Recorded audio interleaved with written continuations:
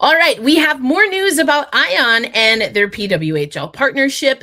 We have a trade, the first ever in Seattle Torrent history, and we got to talk about officiating. Sarah Nurse has already laid out her gripes, and we will follow suit. Welcome to another episode of At Even Strength, brought to you by Black Rosie Media. Now, this is the podcast for women's hockey fans, whether you are a first-time or a new fan, or you are an OG like Rachel and I. We have things here for you. We are talking storylines, NCAA Frozen Four. We're going to talk about the PWHL, obviously, and all of the stories that keep the game moving. And again, that's trades, it's officiating, a little bit of everything in today's episode. My name is Erica Ayala. I am the founder of Black Rosie Media, where we, of course, are hosting At Even Strength, joined by Rachel Donner. And Rachel, I mean, again, there's a lot to talk about here, but let's start with this trade. It is a trade with or that includes a top team and the bottom of the basement team. Seattle and Boston, of all teams, make a trade. Let's break down the details. Yeah, so the trade was 1-for-1, as they say, with Jesse Eldridge being exchanged for Theresa Schafzahl. And it is really interesting that both teams felt like they wanted to do something here, right? Because to me, Seattle is the one team that's just out, right? There's just no chance to make the playoffs here. So are they doing Boston a solid in this circumstances and are going to cash in on that favor later? Because I think, Jesse Eldridge is a pretty strong add to the fleet. Yeah, I mean, that's interesting. And let's just think about what Jesse Eldridge was able to do on a struggling Torrent team. We've talked about it on At Even Strength. Ava and I talk about it on 206 Sports Collective all the time. The Torrent don't really score 5-on-5, but they do get it done on special teams, and Jesse Eldridge has been a part of that drive for them, right? And so that makes you wonder.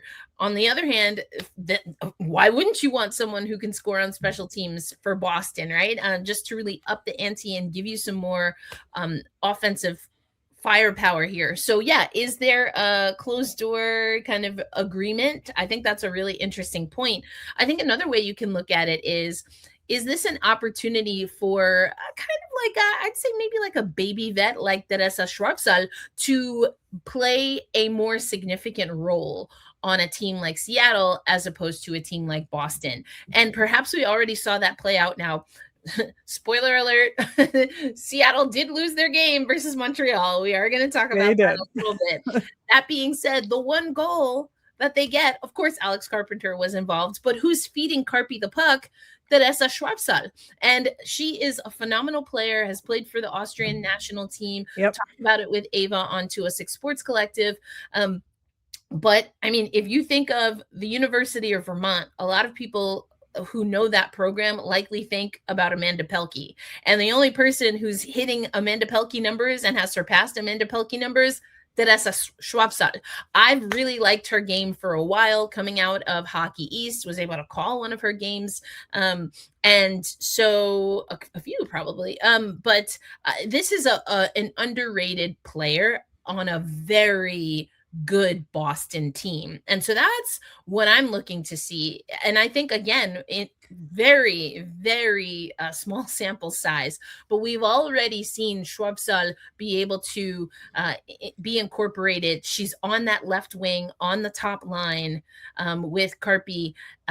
So I think that, you don't have to really look to see what Seattle is getting in the immediate return. And I think perhaps this is more of a depth move, but a very significant one for the Boston Fleet. Yeah, absolutely. I mean, it helps Boston tremendously. And I think it gives Schafzahl like an opportunity to shine where she wouldn't be able to in Boston. And so I think it's a win-win for both players in the grand scheme of things, especially like as we eye some future expansion, for her to get showcased a little bit more, I think is good for her personally. Yeah, that's a huge point as well. We hopped right into it with the trade because this is a historic trade on the side of Seattle. Seattle in that they've never been a part of a trade as an expansion team.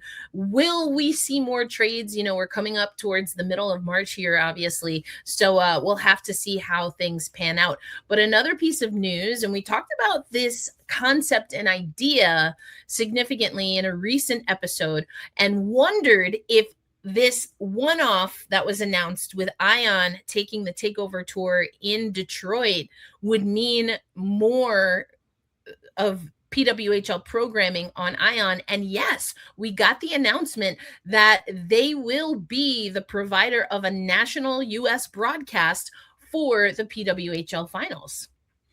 Yeah, and you're right. That's something we specifically talked about and said, is this an experiment for them to see if they do something in the future? And I said, yeah, I'd love it if they would, broadcast the playoffs. So we got part of the playoffs here with the final. But this is even before that nationally televised game. I think you look at the response to the announcement, and that alone was enough for them to buy in even more.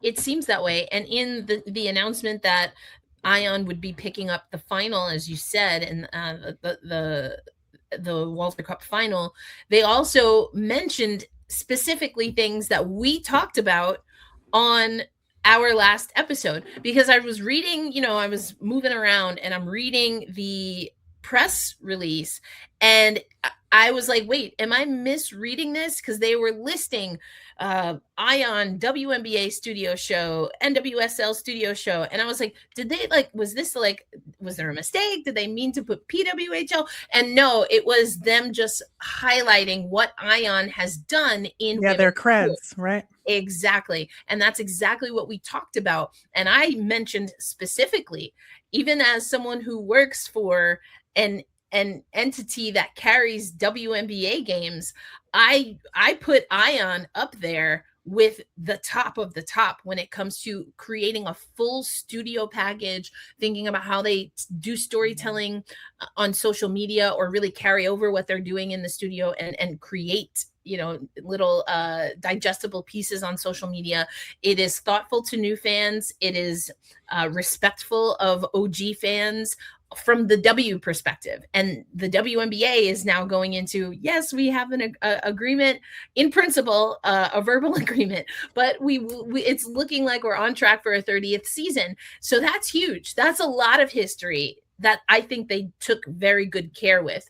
So now imagine what they can do, Rachel, with a league that's going into its third finals in this Walter Cup final. Will we see Minnesota? I mean, it's kind of looking like it. We'll talk about that as well. So they might have one side of the bracket, so to speak, pretty well locked in, but we'll see what happens there. But I'm very excited to see what this. Yeah. Give me that studio show. Give me a weekly studio show. That's all I want. And that's what we talked about. That's exactly what we talked about, because they made appointment viewing. They had a specific day on Ion that is their WNBA slate.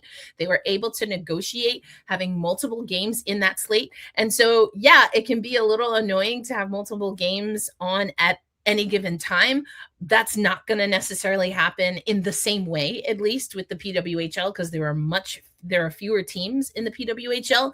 But it's like, hey, if we have 3 games on a Friday, they're all going to be on Ion. So you can just park it, you pop on the TV or on your streaming service, and you are getting continual coverage. And so I'm very curious, eager to see how Ion handles this. I think it's going to be a huge win and goes to the success that we've seen with the PWHL in very different ways and significant ways, as opposed to professional leagues that we've seen in the past. Now, this is a little bit of a twofer, Rachel, our next topic that we're going to talk about before we start breaking down standings and the games that have most recently happened at the time of this recording. And that is injuries, but also maybe likely the relationship between the injuries that we're seeing and officiating, Rachel. Yeah, we saw in the previous week a bunch of not great hits happen and some key players being taken out. Most significantly, I'd say Taylor Gerard on the New York Sirens. That's a huge loss for the Sirens. But when you look at kind of the sum total of what the supplementary discipline that was handed out by PWHL player safety, it leaves a lot to be desired there. So Peyton Anderson gets a game, right? And I suppose that is what it is. You know, she's not like a repeat offender, and this injury was significant. You know, there was, I think, action taken at the time. So I kind of get that one. But the other incidents, like literally, what is a $250 fine? Like, what does that accomplish? I quite literally have no words. Like, I don't understand. And if we look at the $250 fines, and, you know, I think people would say, oh, well, you know, PWHL players aren't getting paid a lot.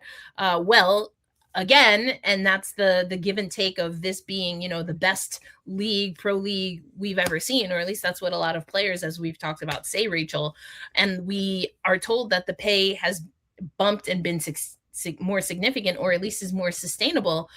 $250, I mean, it's not insignificant for me in the grand scheme of things, but also, like, I work multiple contract jobs, right? I'm not a professional hockey player. $250 I don't think meets the level of where women's hockey is right now, nor, if we're going to keep it a buck, knowing that one of the players that was fined, Britta Curl, again, you know, a multiple offender at this point. And at what point are you going to get to a level where, if someone is continually having these issues where things are going over the line, is being reviewed, you know, by the league and the supplemental disciplinary committee, at what point do you increase the fine?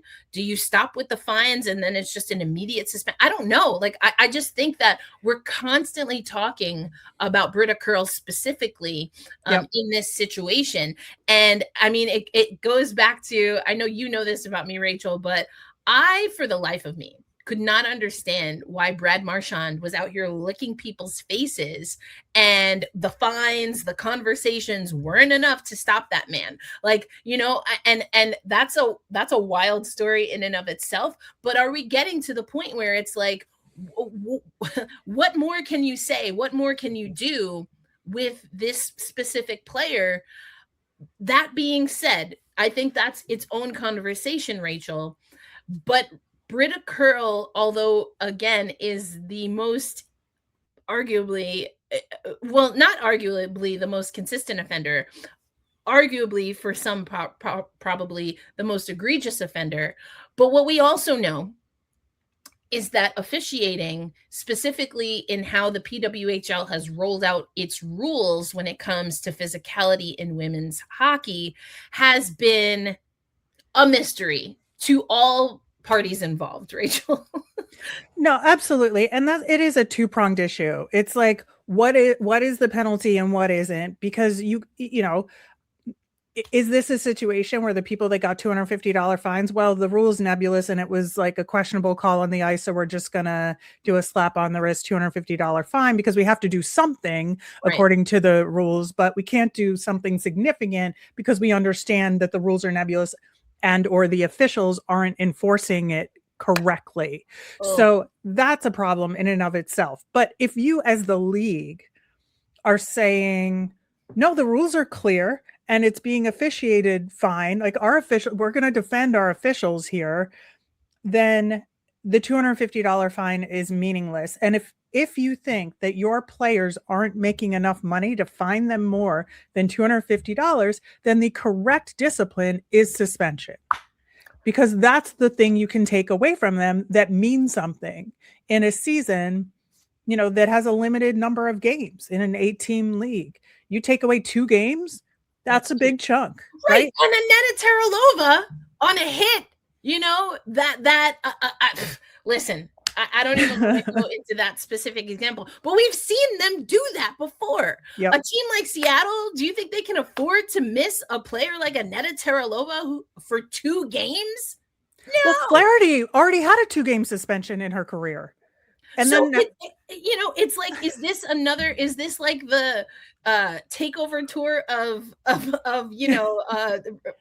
just figuring out how you want to actually not only call the game on the ice, but then be able to hand out discipline, Yeah. and by that I mean, we know that a lot of things, and the PWHL makes no qualms about this. They want to be innovative. They want to be they want to experiment in certain areas. Yeah. One area I do not want to see being experimented or innovative to the point where nobody knows what's happening is officiating. Is because at the end of the day, penalties are put in place, one, to create as much as a fair game as possible, from like, you don't take advantage of certain things happening on the ice. But of course, the other part of this is that they're put in place to protect players' safety.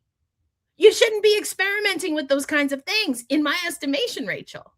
Yeah, and this is where the fundamental problem lies. Again, when we talk about CBA negotiations, and that some of the rules or the elements of CBAs in sports inherently are a conflict of interest, because you want to protect both the player who is being injured, but you also want to protect the offending player, because it's like almost like your right to an attorney here, Of right? course. You have a right to be defended.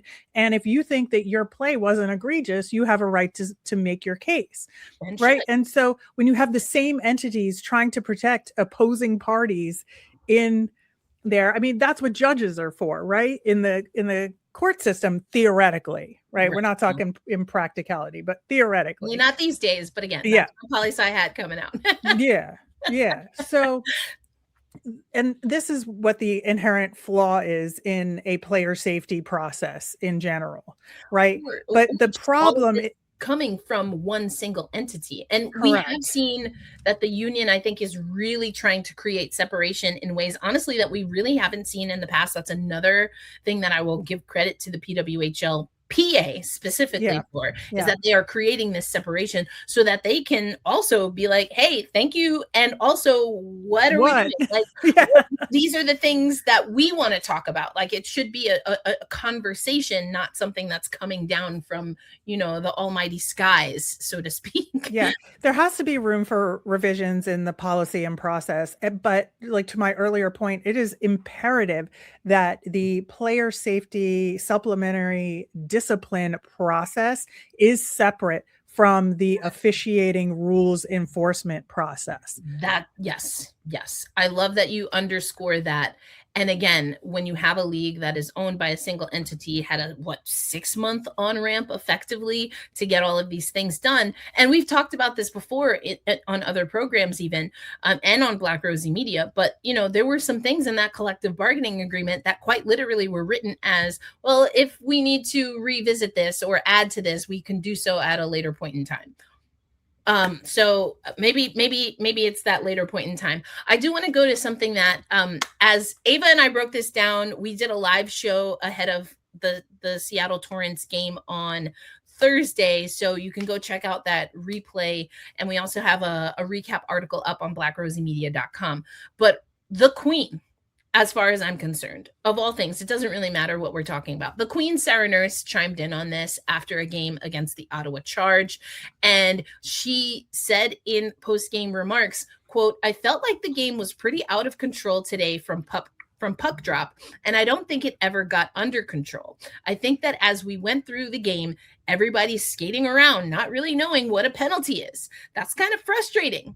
I think us, the referees, nobody really knows what's a penalty. That gets frustrating because you go into a battle and you're like, could I get called here? Maybe.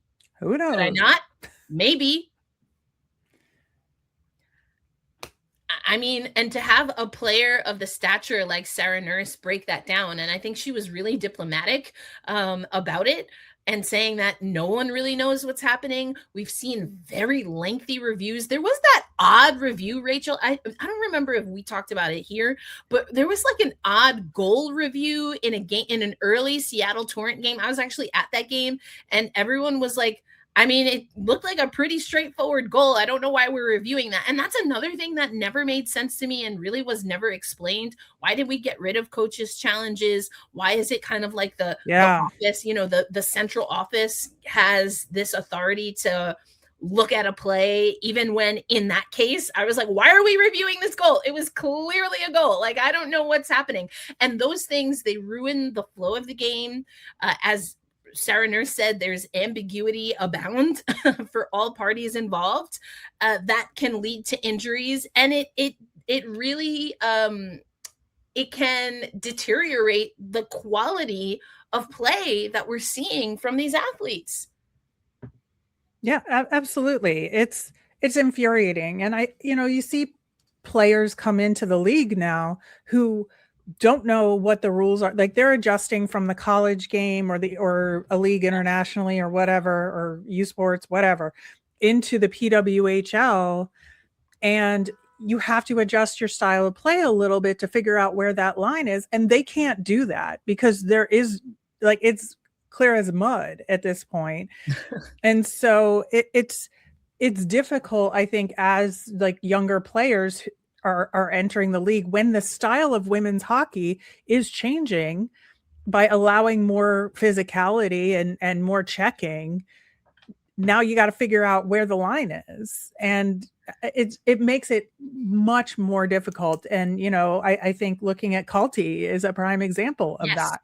Yes. She's struggled mightily with this, and I would say to a large degree, it's not her fault. Even though if you've seen some of her plays, which you would quote unquote say are dirty, they're not, because how is she supposed to know? Like, how is she supposed to know where the line is? I mean, I feel like this is an ongoing topic. I think we should really dive deeper into it in the off season, especially. But right now we're beholden to what the rules are. But I think there's a larger conversation here. And I love that you mentioned, of course, the NCAA, because again, this is being touted, right, as the league of all leagues, the league to end all leagues when it comes to women's pro hockey. We don't want to see and what all these players are striving for. Exactly. Expansion is happening. But I think Striatic, who is a big supporter of Black Rosie Media, Striatic, aka Brian, on our live stream mentioned something that I think is worth mentioning here as well on At Even Strength. It's also a matter of, how are these officials being trained? Is it a one-off training? Is it ongoing training? But also, how are they being paid? Because I don't watch the men's football, I don't watch the American football very often, but I do read sports business headlines, and the NFL is in negotiations with a CBA with their officials, and maybe even looking for quote unquote scab officials, because they can't come to an agreement. So when we talk about labor, it's not just the players. A lot of people focus solely on the players, but it's every entity. And if you don't have officials that know what they're doing, that are trained to do it properly, that their training is reinforced often, or they're not paid appropriately. Another thing that we talked about is, are there PWHL specific officials, or are they doing double time in other leagues? Because again, this league is new. The rules are a little bit hybrid. And what is the learning curve for all parties involved? There clearly is one. And we need to see how the PWHL is going to move forward to make sure that their product remains elite, remains best, and remains consistent. And so, again, check out our recap on Black Rosie Media of our live stream yesterday. You can also rewatch it on YouTube, where we break that down. And again, we had some great comments from people who were watching live. Would love to hear what you think. Has officiating been an issue? But also, have you been a little bit frustrated by how things are being divvied out by the Player Safety Committee? Let us know in the comments. If you're listening on audio, you can also find us at Even Strength on Blue Sky, and you can find Black Rosie Media everywhere on social media. Let us know what you think about that. But you mentioned the NCAA. We got to talk about it, because it's officially Frozen Four, Rachel. We're going to come back to our standings. We're going to come back to some of the games that happened that have impacted the standings since our last episode. But let's first go to Frozen Four, Rachel. We have our top 4 teams. And listen, we put this on social media. You thought maybe there was a team that if they played a solid game, they could get to the Frozen Four. And lo and behold, Penn State, makes it Yep. through. Yeah, and like it was the incentive of the Frozen Four being at Penn State, right? And that certainly did it for them. Where we have Penn State facing Wisconsin, which is going to be a very tremendous game here. Yeah, that's going to be a big one. So the bracket as it breaks down is, we have, as you said, Penn State taking on Wisconsin. Then we also have Ohio State versus Northeastern. I want to, there's a few things that I really want to talk about here. Northeastern. Now, this was a 4-5 matchup, so I don't know if you can really call it an upset. I think for some people, this is an upset because we know about those Golden Gophers, right? We know about them. They're talked about. We've been talking about Abby Murphy throughout the year. It was a 4-2 win. Abby Murphy did get both goals for the Minnesota Golden Gophers, but Lisa Jönsson, sophomore goaltender, Yep. a Swedish goalie, was absolutely phenomenal for the Northeastern Huskies in this game. Yeah, I do think Northeastern gets underappreciated. They've been consistently good, right?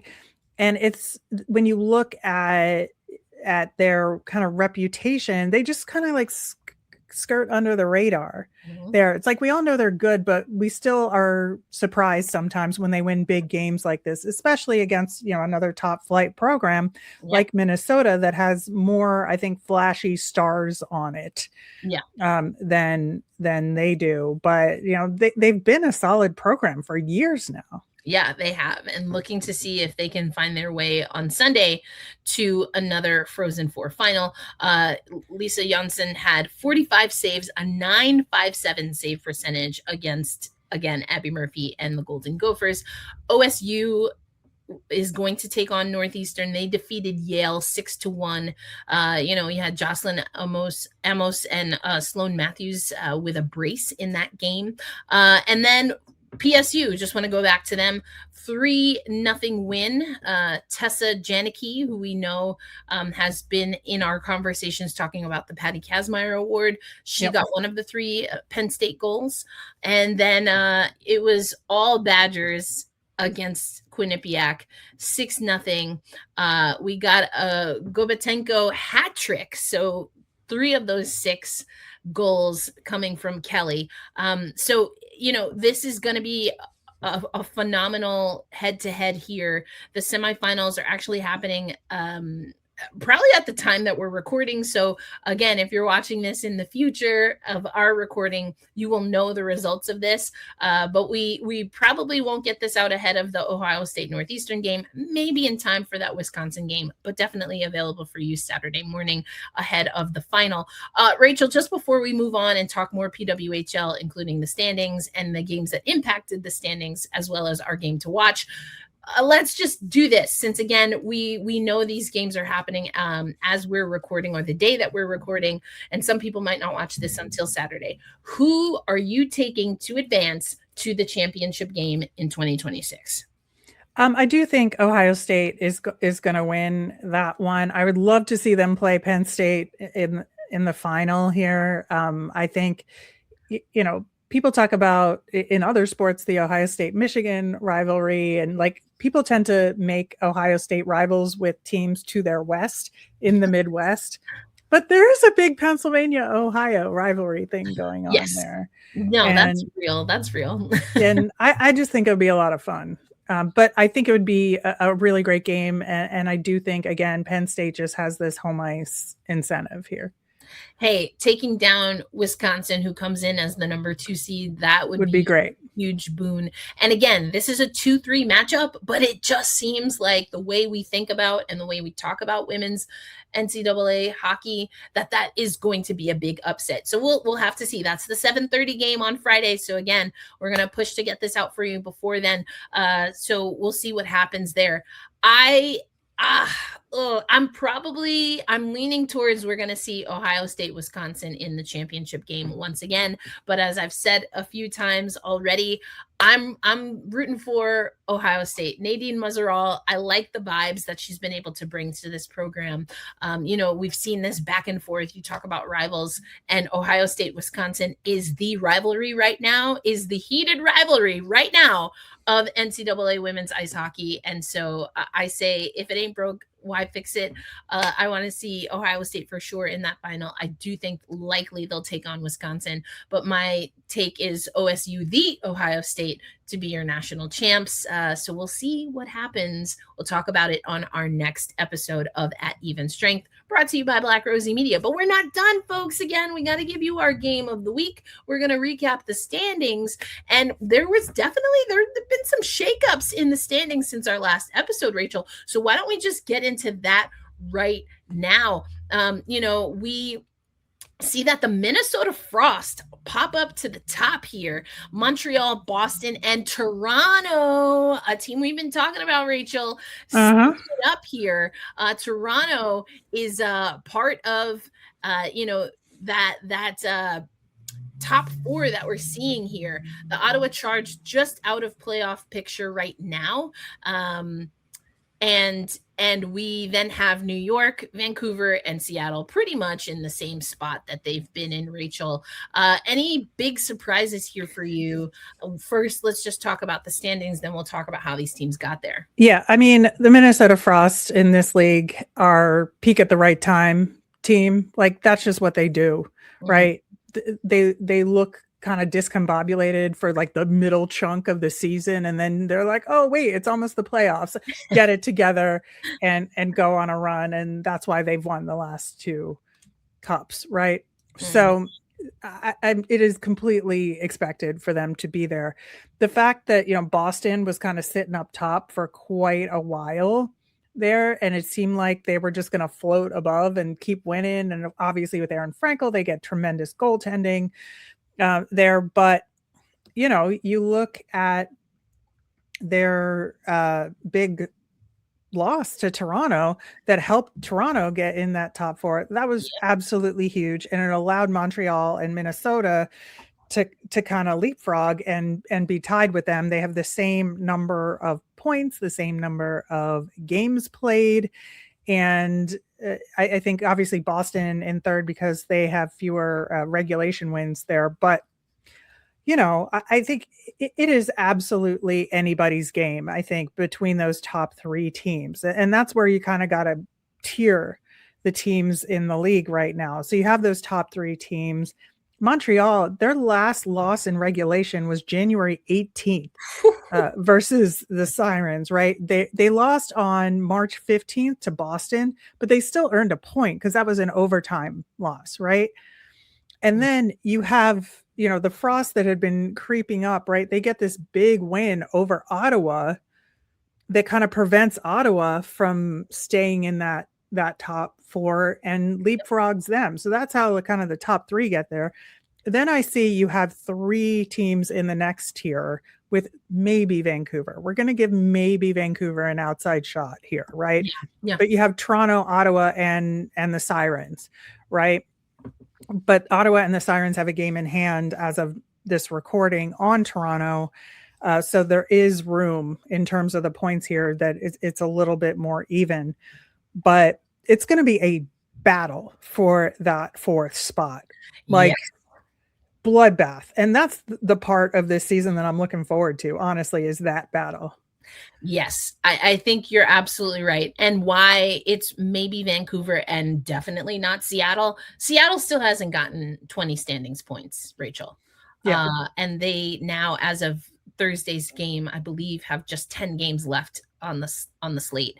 And the next, there's a big gap there between eighth and first right now. First, second, and third technically, because they all have 39 points. But the point is that there's no room for them to hop in to one of those spots when they don't even have 20 standings points. Like it's Right. just not going to happen. So it's the ticking clock of them being eliminated mathematically and then seeing what they can do to get some points on the board for the gold plan. So both with Seattle and with Boston, because Boston, as you said, got blanked by Toronto. That was a 2-0 score. Now, neither team in that game, Rachel, was able to convert on the power play.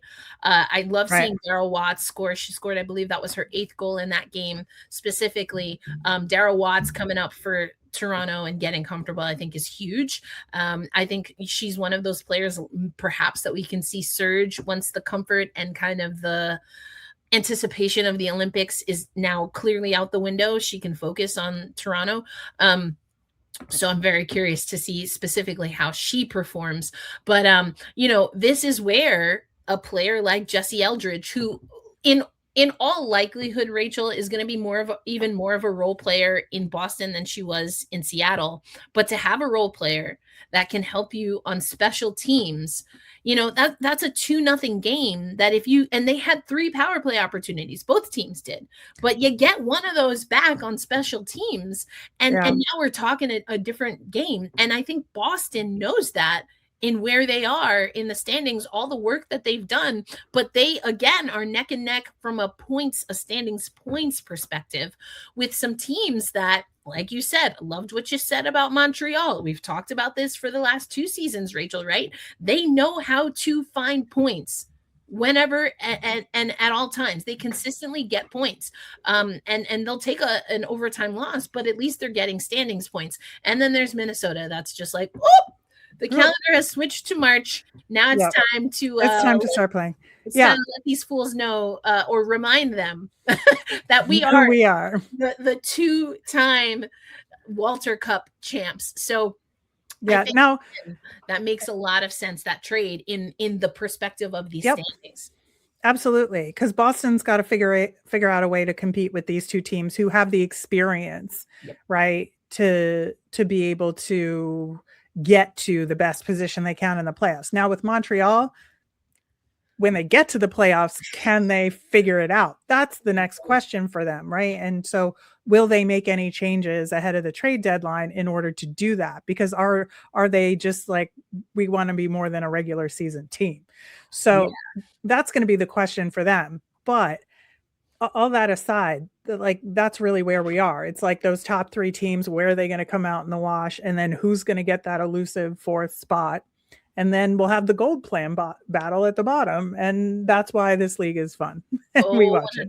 It. And so we've been talking about trades. We did see a trade here most recently, Theresa Schafzahl going to the Seattle Torrent and Jessie Eldridge then going to the Boston Fleet. That roster freeze is March 31st. So the end of this month, Rachel, that's when teams have to see what moves they're going to make, if any at all. So things will certainly start heating up in the next week or so as we close out March.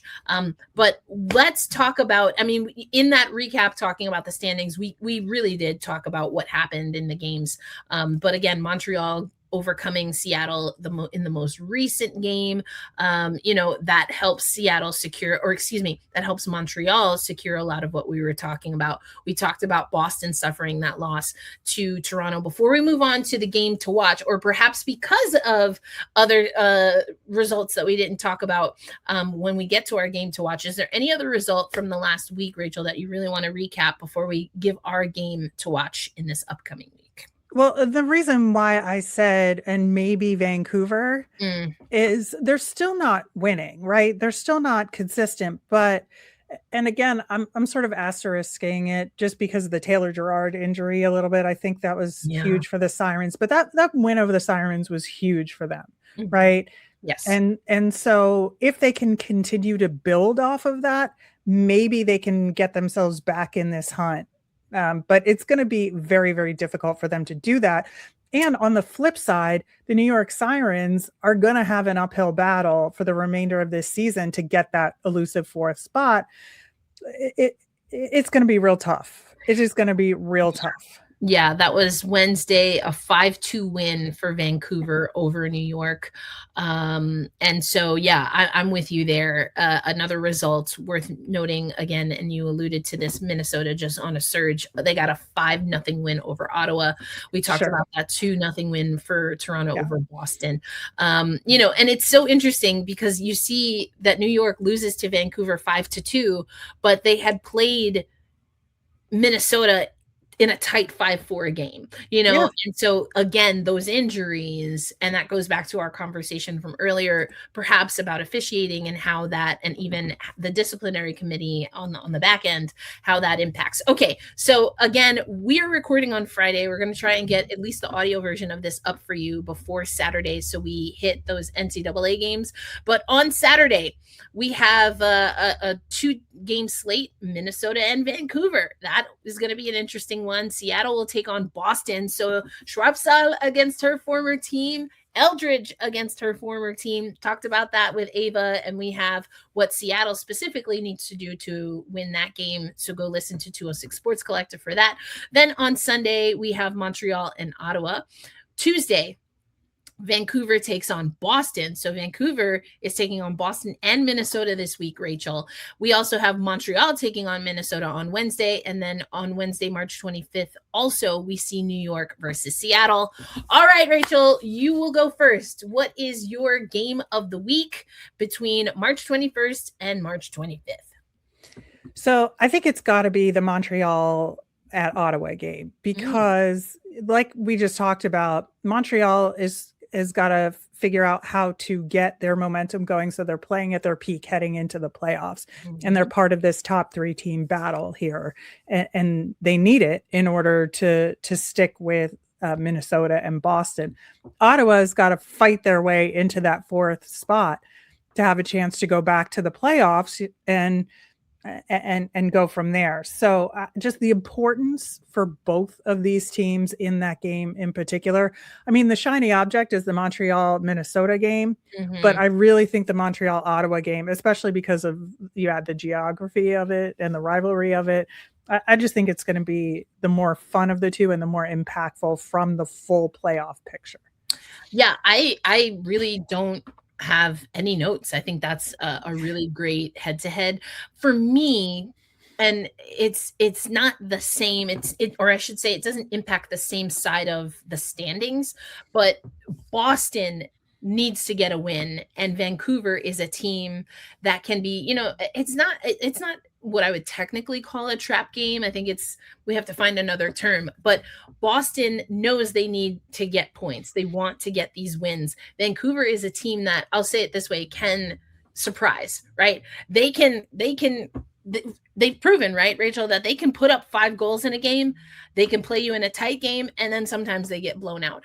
And you just don't always know which Vancouver team you're going to see. Their inconsistency is more so about a team trying to, I think, figure out their optimal, their prime. Whereas with Seattle, I just don't know that they have fully figured out their identity, and then compound that with the injuries, season-ending injury for Bilka. I mean, not officially a season-ending injury for Hillary Knight, though I personally think an MCL is a tough rehab and comeback, especially if it's a full tear. Now a sprain, maybe.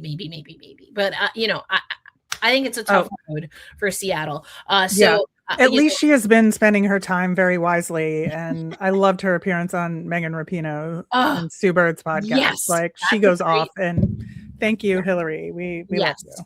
That's another great listen. I just saw some clips of that. We saw that she and Hannah Bilka got to go to the Grammys. So, getting all dolled up. She's on a tour here. So definitely still putting on for women's hockey whilst, trying to figure out recovery to get back on the ice. But anyway, so for those reasons, and the comp of Vancouver versus Seattle is what I was making there.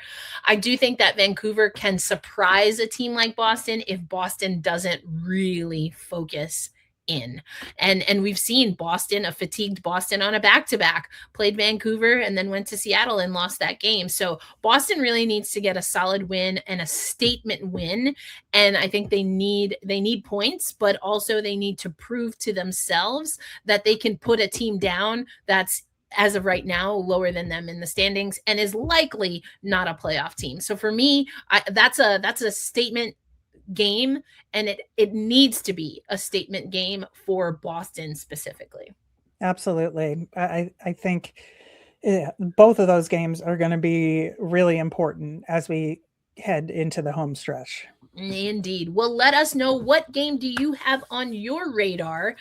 We want to hear from you. You can let us know in the comments on YouTube. If you are listening on any of the audio platforms, then just hit us up on social media. Let us know what you're thinking. And again, check out blackrosiemedia.com. We are going to have recaps and summaries for those readers, because we know readers still exist. We love our long form here at Black Rosie Media. So we're going to do recaps, written recaps on blackrosiemedia.com. You can also then find the links to the YouTube video and the audio version of the podcast if you'd still like to listen along. But thank you as always for tuning in to At Even Strength. Again, by next episode, we'll talk about the standings again. We're gonna have a champion in the NCAA as well as a new Patty Kaz winner. We'll talk about all of that and more. But for Rachel Donner, Erica L. Ayala, thank you so much for tuning in to At Even Strength. Please do subscribe, share this with someone else, and let us know in the comments, what are some of your hot topic issues that you want to hear us talk about? We've already talked about officiating. We've talked about, but we'll do it again because it'll probably come up. We will definitely do it again. We gave our hot takes on, everything from Patty Kaz to the Natty Championship. So we want to hear from you as well. All right. We will catch you on the next episode. Until then, peace out, everybody. Thanks for listening.